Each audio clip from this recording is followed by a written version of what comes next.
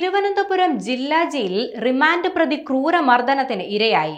പേരൂർക്കട മാനസികാരോഗ്യ കേന്ദ്രത്തിലെ മുൻ ജീവനക്കാരൻ ബിജുവിനാണ് മർദ്ദനമേറ്റത്.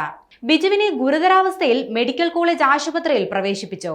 ശസ്ത്രക്രിയയ്ക്ക് ശേഷം വെന്റിലേറ്ററിന്റെ സഹായത്തോടെയാണ് ഇയാളുടെ ജീവൻ ഇപ്പോൾ നിലനിർത്തുന്നത്. പത്തനംതിട്ട സ്വദേശിയാണ് ബിജു. കഴിഞ്ഞ 13-ാം തീയതി വൈകുന്നേരമാണ് ബിജുവിനെ തിരുവനന്തപുരം മെഡിക്കൽ കോളേജിൽ അത്യാസന്ന നിലയിൽ എത്തിക്കുന്നത്.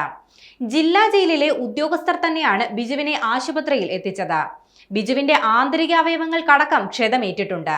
തൊട്ടു തലേ ദിവസമായ 12-ാം തീയതിയാണ് പേരൂർക്കട പോലീസ് ബിജുവിനെ അറസ്റ്റ് ചെയ്തത്. സഹപ്രവർത്തകയെ ഉപദ്രവിച്ചു എന്ന പേരിലായിരുന്നു ഇയാളുടെ അറസ്റ്റ്. പിന്നീട് ഇയാളെ കോടതി റിമാൻഡ് ചെയ്തു. തുടർന്നാണ് ഇയാളെ ജില്ലാ ജയിലിൽ എത്തിച്ചത്. 13-ാം തീയതി ബിജുവിനെ ജില്ലാ ജയിലിനകത്തുള്ള ഓടയ്ക്കകത്ത് അവശനിലയിൽ കണ്ടെത്തിയെന്നാണ് ഉദ്യോഗസ്ഥർ ആശുപത്രിയിൽ നൽകിയിട്ടുള്ള വിശദീകരണം. പരിശോധനയിൽ മർദ്ദനമേറ്റു എന്നാണ് ഡോക്ടർമാർ പറയുന്നത്. പക്ഷേ എവിടെ നിന്ന് മർദ്ദനമേറ്റു എന്ന കാര്യത്തിൽ വ്യക്തതയില്ല.